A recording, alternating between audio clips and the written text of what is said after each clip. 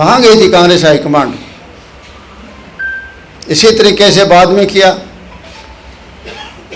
मतलब BC OBC का नाम लेते हैं।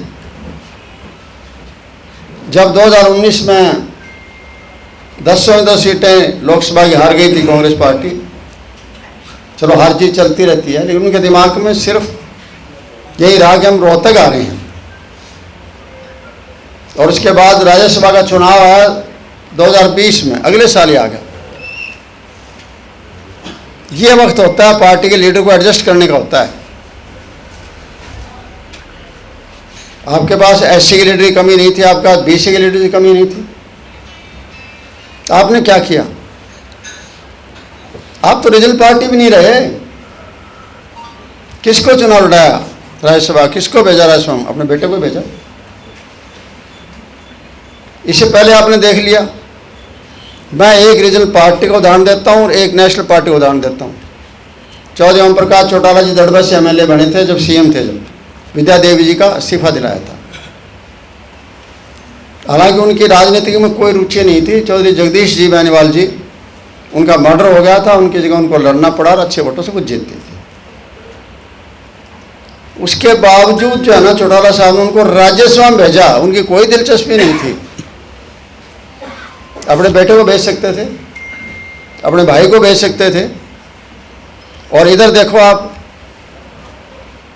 जब आप एमएलए नहीं थे, आप एमपी थे, आपको सीएम बना दिया, तो आपने इस्तीफा किसका मांग लिया था? श्री कृष्ण हुड्डा का। सीट कौन सी खाली हुई थी? लोकसभा की। लड़ाया किसने आपको?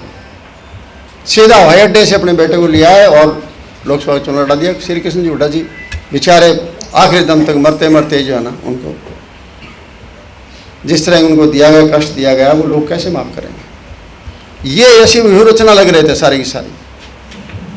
और इस बार चुनाव के अंदर तो वो फिर एससी बीसी की बात है।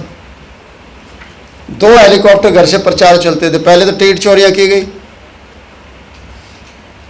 जीतने वाले कैंडिडेट थे उनकी टिकटें काट दी गई, और जिनके पास बाहुबल था और धन बल था उनको टिकटें दी गई।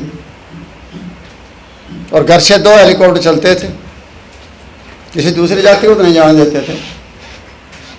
उनके खिलाफ तो किसी ने कोई बात कह दी एससी के बारे में, जो शैलजा जी के बारे में कही गई थी, वो कोई छोटी बात नहीं थी।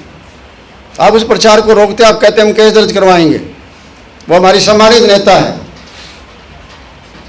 वो करने के बजाय अपने उसको वायरल किया गया ताकि उसका अपमान किया जाए। एक तरफ आप ये कर रहे हो, दूसरी तरफ आप वो कर रहे हो। बीसी के थे, रामनिवास घोड़ेला जी थे बरवाड़ा से, क्या व्यवहार किया गया? मोगे एमपी के सगे भाई ने ऑडियो में जारी किया और ऑडियो को फैलाया